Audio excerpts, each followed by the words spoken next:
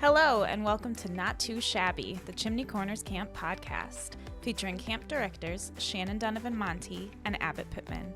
In each episode of this podcast, Shannon and Abbott will share crazy camp stories, let you in on some camp secrets, tips, and tricks, talk about life at Chimney, and even pull the curtain back on how camp runs from behind the scenes.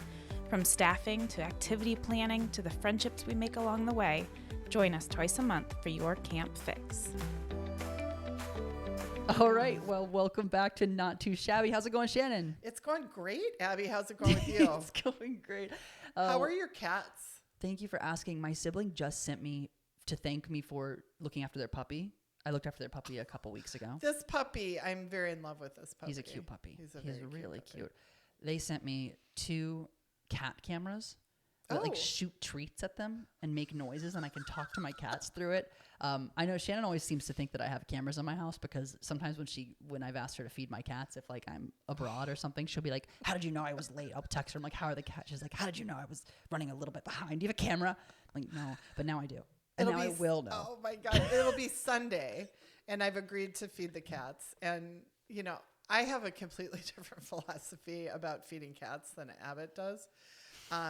It'll be Sunday, it'll be 10 a.m. and I'm like, I'll have thought, I better go feed Abby's cats. And then I get a text. How are the cats? And I immediately plunge into the depths of guilt. I have not fed the cats yet. I think about my cats all day, every day. So especially when I'm abroad.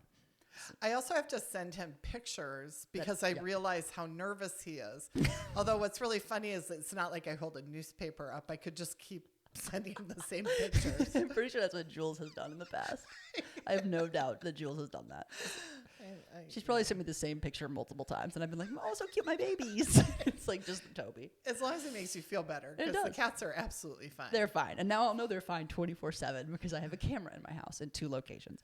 So my siblings sent me the camera, which was really nice. That is nice. How are your dogs? They're great.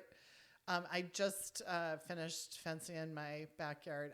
There's some news. Tell us. I bought a house. Why do you always say it like that? I don't know. I feel like, I don't know. Like it's, I don't know. It's very close to camp, so it's almost like on the camp property, but it's a house. It's and not on the camp property. I worked really hard and I fenced in the backyard so that By yourself? Yeah. And they didn't even say thank you, but The dogs. well, I had some help from friends and stuff, but did they say thank you? No. And that's pretty messed up. It sure is. Yeah. We work so hard for our pets, and They don't ever. All they want is more and more and more. they don't get jobs. They Greed. don't pay rent. Biblical greed. Biblical. As Jules always says, this is the greed they talk about in the Bible.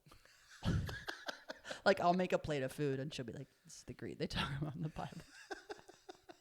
Anyway, Shannon, thanks for asking about my cats. I could talk about them all day, but we're instead going to talk about some more exciting news related to you because for the first time in a long time, we sent out a newsletter that you wrote. Oh, That's been beautifully written. right. It is out today. It's I know out. It's definitely It's out today. It went out today. Oh boy. Well, today is Wednesday, January 21st. So it went out this last week. Well, the funny thing about that, now that I'm thinking about it, is that it's in anticipation of something happening. That already happened. But it has since happened since I wrote that article. On becoming a grandmother. Yeah. And now you're a grandmother. On the occasion of becoming. That's such an English thing, you know. Yeah, it is. On the occasion of becoming a grandmother. It's almost like you have a degree in English. Like ode to a Grecian urn. Is that a real thing? Yeah, it's a poem. It's a poem. Of course it is. So you wrote this, beautifully written, by the way, which Thank you. obviously is. If anyone's ever heard you speak, like at chapel, not in general. In general, it's a lot of and again, and you know. But if you're at chapel, I don't know if that just floods out of your head. You just go, and it's very similarly written in that same kind of style and cadence, and it feels very much like you. It's a great piece, and we highly recommend y'all listening to it. Nope, reading it. But do you want to talk a little bit about it? Listen to it. I should do books on tape, huh? You should just read it. This is just the read the book on tape. Yeah. Well, so the big news is on November 4th. My grandson was born. I am just this is an aside. Okay. Every time I have to on the spot say the birth date of somebody I love, I panic because I am so afraid of saying the wrong date.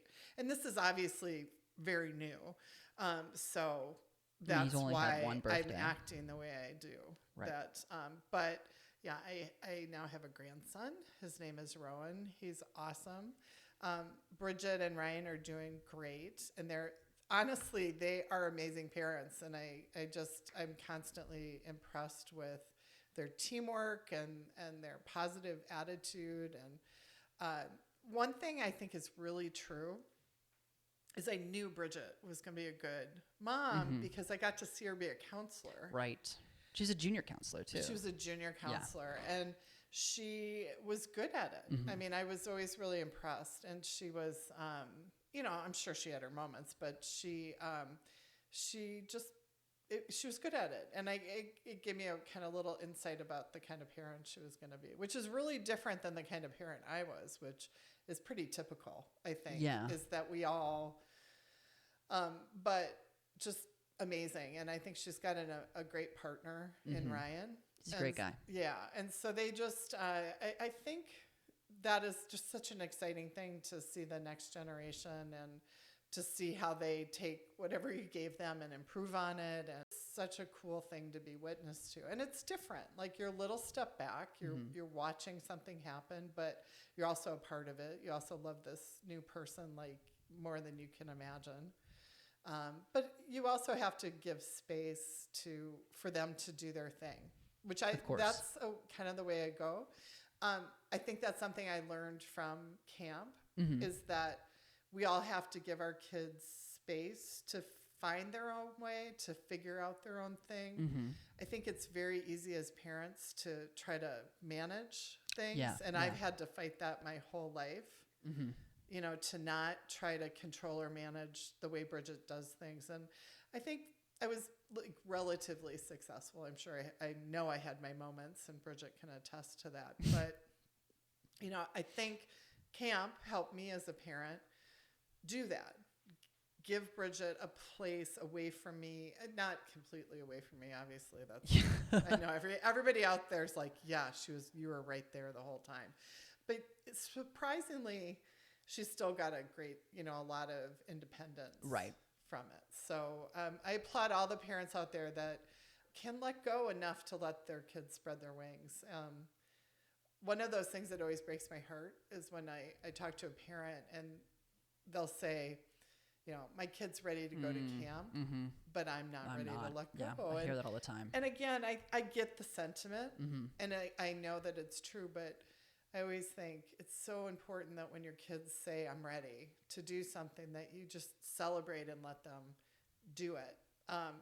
Because it's important, being independent, having confidence. I think we can so easily undermine our kids' confidence without not intentionally, but by accident, because we're scared, and it's normal to be scared.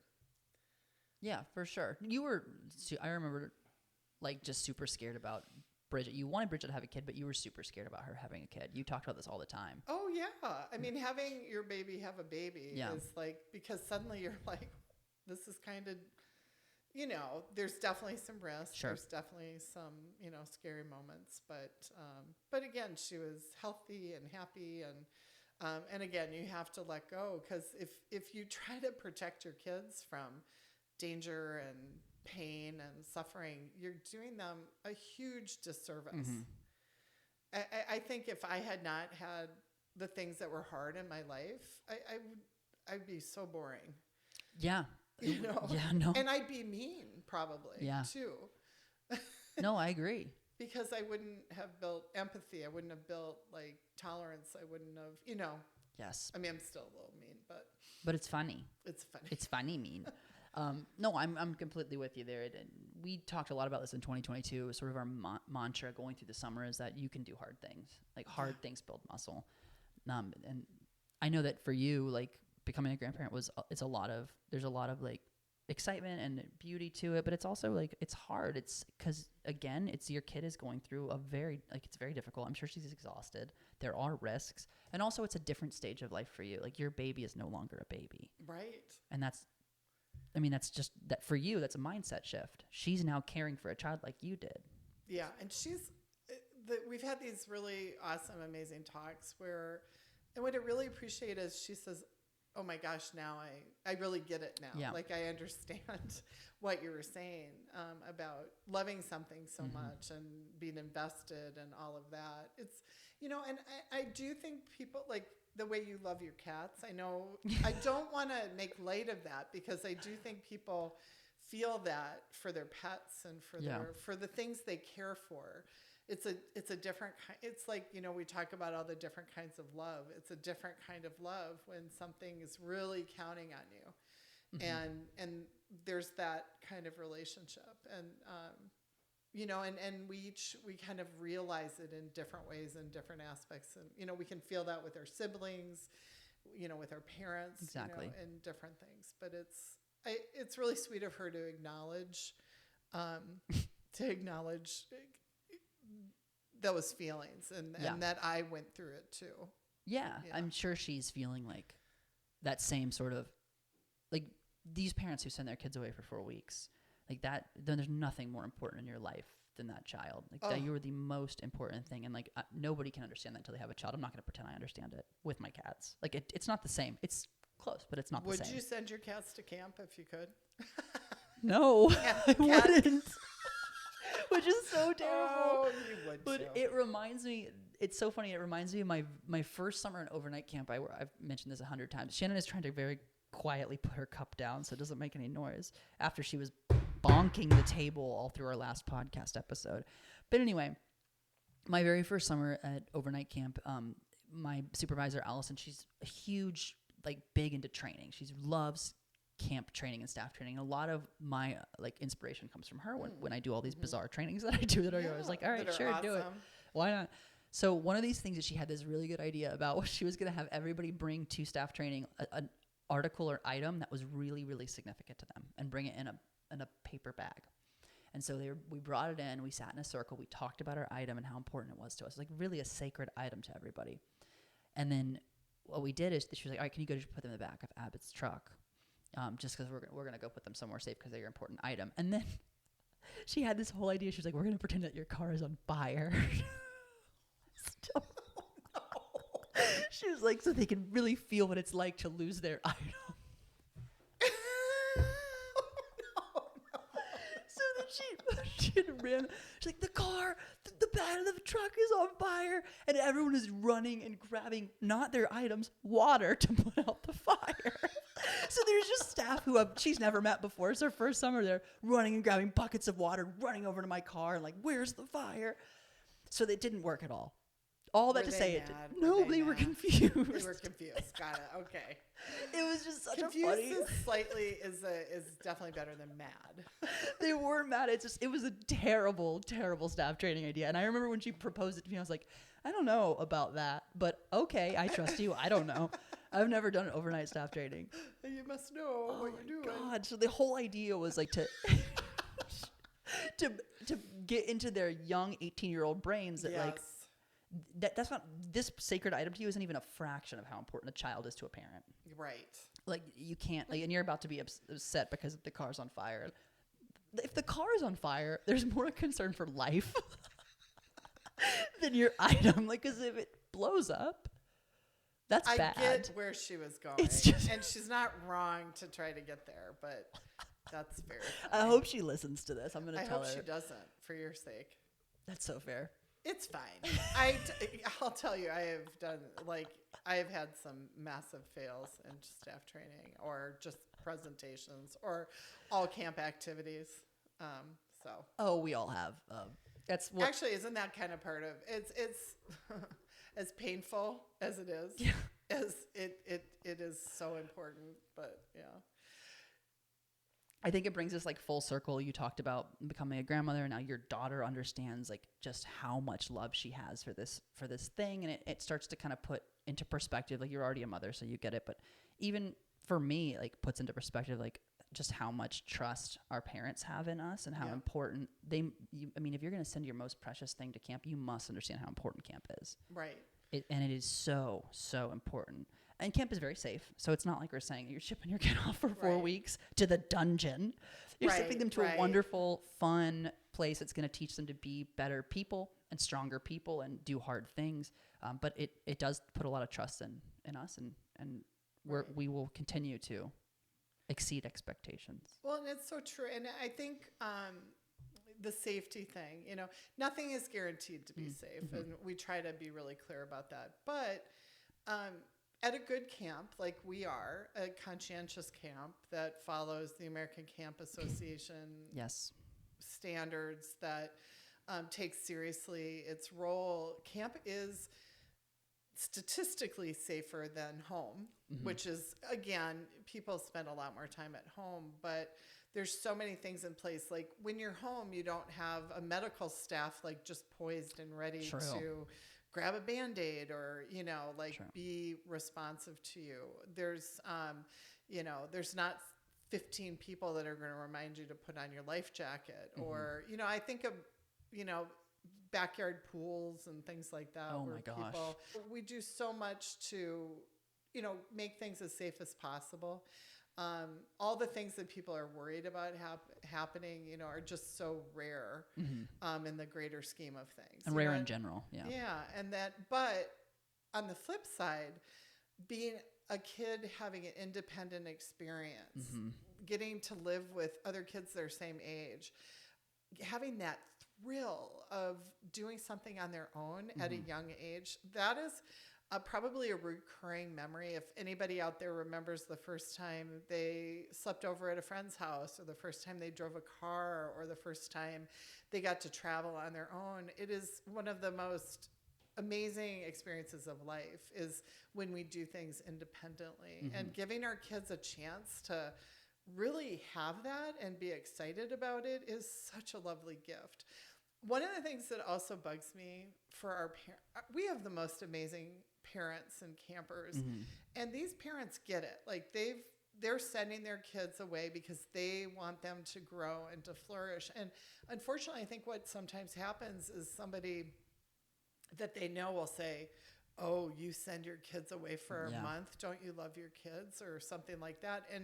And the truth is they love their kids so much that they are willing to be nervous and to be a little unsure, because they get what a huge, long-lasting difference it's going to make. That is so relevant also to the fact that I got these cat cameras. Now I feel like a you're over here send your most prized possession 4 weeks to camp, and you're going to see 3 pictures of them total on smugmug.com. And I'm over here I can look at a picture of my cat and throw a treat at it with a machine. Right. It's just it's true though. You're making a really good point. The amount of love you have to have for your child to give them this gift, it has to be something. It's not only a personal sacrifice monetarily, but it's also emotionally. You don't want to leave. You don't want to not see your kid for 4 weeks. You Right. love your kid. You want to see them all the time. But you know how important camp is, and you know that they're going to get so much out of it that it's worth it to not have a cat camera on them at all times. It's just the same way where we set boundaries with our kids or have to say no and they're disappointed. Our ability to do that actually sets us apart and helps us. Again, it's hard. It's not an easy thing to do, but boy, what a lovely, wonderful thing. And again, we're really lucky that we have the people in our community that we do who get that and support us and trust us and just give their kids cool experiences.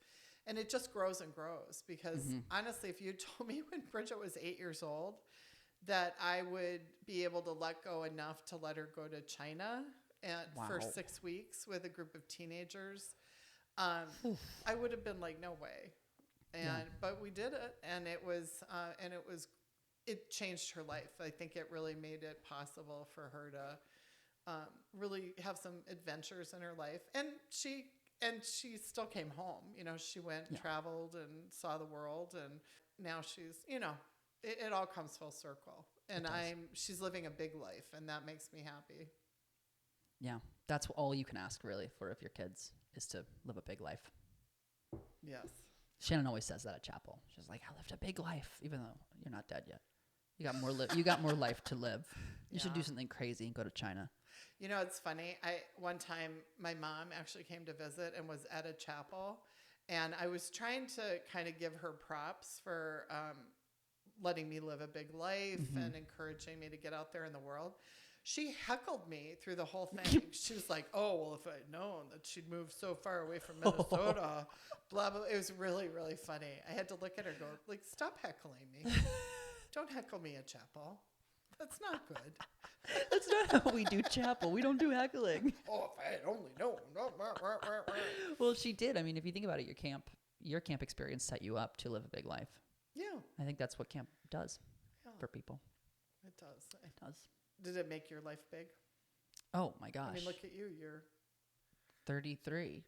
and you've lived in multiple states. And Lived in multiple states and felt confidence, and not only confidence, but I've met so many wonderful people through camp that I've been able to visit them abroad, and so I've been to many countries. how many continents have you been to? This last year, 2025, I went to 5 continents, 7 different countries. Isn't that amazing? Yeah. I know. Abbott is an amazing traveler. He's also amazing at getting in there and talking to new people. Oh yeah, I just have no shame, I fear.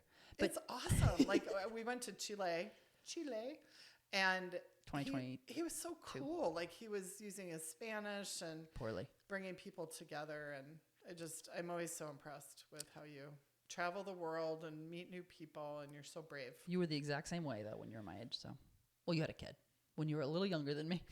I know. You went on a big Europe adventure when you were younger. I did And by did myself. The very same thing. That was hard. It was scary, but it was great. It made me strong. That's what, that's what it's all about. And camp gave you the foundation. It sure did, folks. Wow. So read the newsletter, read Shannon's writing. There's more newsletters to come. I wrote one about watching a movie on a plane. That's all I'm going to give y'all. A little trailer. I bet it's going to be awesome. It's definitely something. Shannon, anything else to add? No, just thanks for all your support and telling people about camp. That's great. All right. Well, we love y'all. Bye. Bye.